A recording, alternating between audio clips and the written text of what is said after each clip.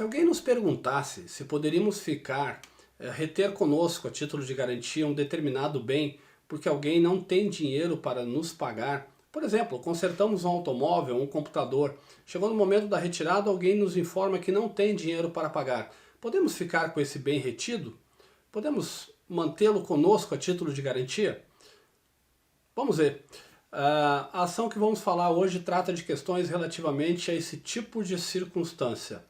A ação de homologação de penhor legal, mais uma das espécies de ações que tramitam pelo procedimento especial.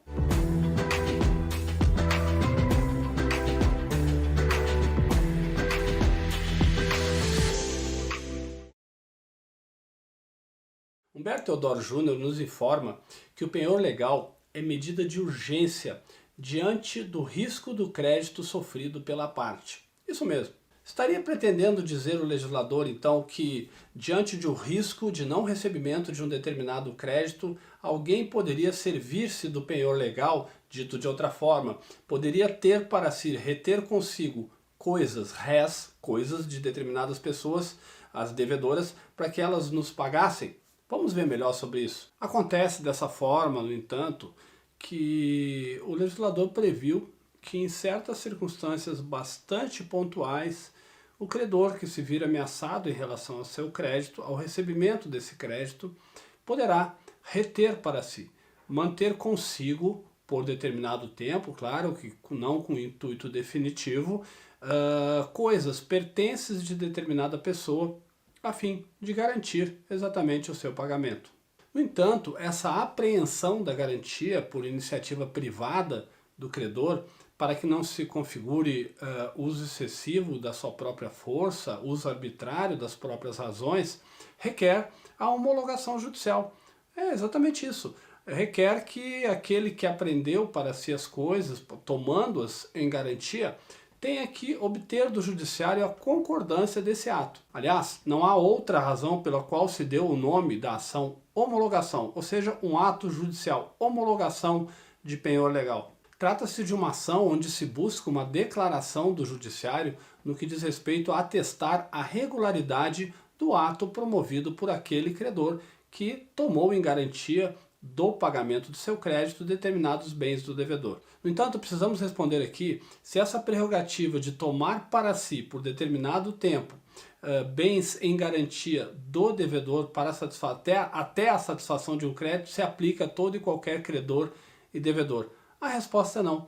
O Código Civil estabelece em seu artigo 1467 as hipóteses específicas para a utilização dessa prerrogativa. O inciso 1 desse artigo 1467 do Código Civil prevê lá tratar-se de hospedeiros. Esses credores seriam então os hospedeiros ou fornecedores de pousada ou alimento pelas despesas ou consumo. No inciso 2, o legislador vai mencionar tratar-se de dono de prédio rústico ou urbano pelos aluguéis ou rendas. Opa! Já temos aqui então a perfeita identificação de quem podem ser esses credores e quem seriam os devedores. Quando o legislador faz menção ao hospedeiro, né, ao proprietário de pousada, quem concede alimento, estamos identificando aqui dono de prédio rústico ou urbano, a identificação precisa, né, certamente pelo legislador, de tratar-se de alguém que ofereça hospedagem,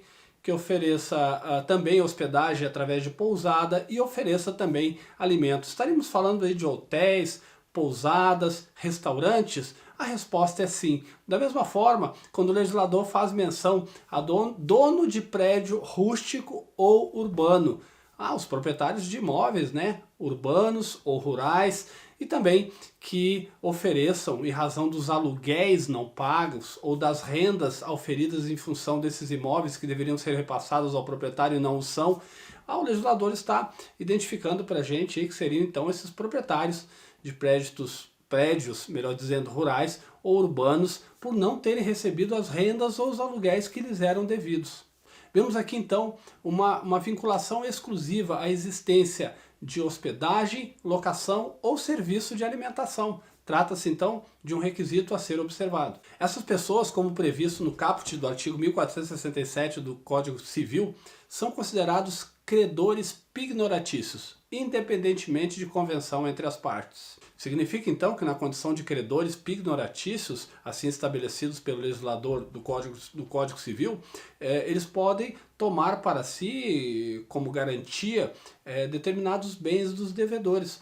Pensamos aí em bens móveis, pensamos em dinheiro e até mesmo bagagens, desde que se trate de bens que não sejam considerados pela legislação como bens impenhoráveis. Imaginemos a situação então que alguém é inquilino, né? Alugou um imóvel, seja ele imóvel rural ou urbano, e esse imóvel contém determinados bens pertences ali no seu interior, e aí no momento de entrega das chaves, enfim, ou pouco antes disso, de encerramento do contrato, por não cumprimento dos pagamentos dos aluguéis, deseja o proprietário desse imóvel chavear, trocar ali a chave, trocar ali a fechadura e manter esses bens como sua garantia. É possível fazer isso? Sim, é possível, porque ele está na condição exatamente de proprietário de prédio urbano ou rústico, né, rural, e está retendo como garantia em função de dívida decorrente dos aluguéis ou rendas. No entanto, embora o artigo 1467 do Código Civil preveja que essas pessoas se constituem só pelo fato de exercerem essas atividades credores pignoratícios, não lhes é legítimo simplesmente reter as coisas para si e garantir e dizer, olha, o dia que você efetuar o pagamento, estou te devolvendo os seus móveis, estou devolvendo suas bagagens, estou devolvendo o dinheiro que está armazenado, qualquer modalidade de bens que tenha tomado em retenção para garantir o pagamento. Isso não basta. Será necessário uma autorização judicial para que legitime esse ato, para que esse ato permaneça no tempo até que o pagamento seja efetivado. Para tanto, então, será necessária a propositura de uma ação, cujo nome é ação de homologação de penhor legal. Nessa circunstância, o judiciário chamará o devedor para que possa, em audiência preliminar, manifestar-se sobre o interesse de pagar a dívida ou não, e aí, pagando a dívida, a ação obviamente será extinta e os bens serão devolvidos a essa pessoa. A citação do réu, corrigindo um detalhe aqui, será para pagar ou para oferecer a sua defesa na audiência preliminar. Acontecendo a audiência, efetuado o pagamento, o processo se extingue, né? O feito tem a sua extinção e os bens com determinação de devolução dos bens ao seu proprietário. De outro modo, se não houver o pagamento, a ação prossegue em direção à homologação e sai estabelecido o chamado penhor legal, que nada mais é do que uma garantia tomada de forma forçosa, digamos assim, né? Contra a vontade da outra parte, com homologação, com concordância do judiciário. A homologação do penhor, ele consolida a posse sobre os bens apreendidos. Teremos aí uma sentença constitutiva de garantia real. Assim, essa pessoa que apreendeu terá direito real, garantia real estabelecida em relação a esses bens, caso deseje executar a dívida já bem separados exatamente para responder essa dívida e posteriormente serem penhorados.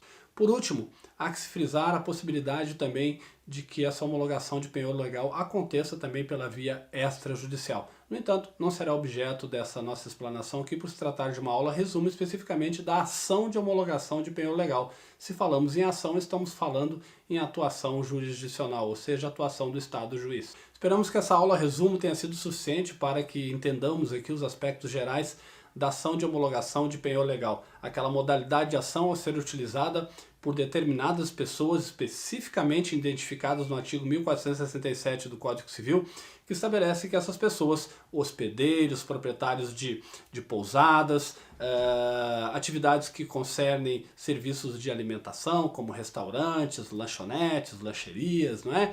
E também proprietários de imóveis rústicos e urbanos, que tenham em seu favor recebimento de aluguéis ou de rendas, todos esses credores, essas pessoas que não tenham recebido o efetivo pagamento que lhes resulta em função dessas atividades, podem tomar para si, por um tempo determinado, bens do devedor para garantir o pagamento da dívida. Mas não basta que tomem para si, devem imediatamente, recomendaria que no dia imediatamente seguinte propor uma ação para que obtenha do Estado do juiz, ou seja, do Poder Judiciário, o reconhecimento, a homologação, a certeza de que aquela atividade se deu da forma como a lei prevê.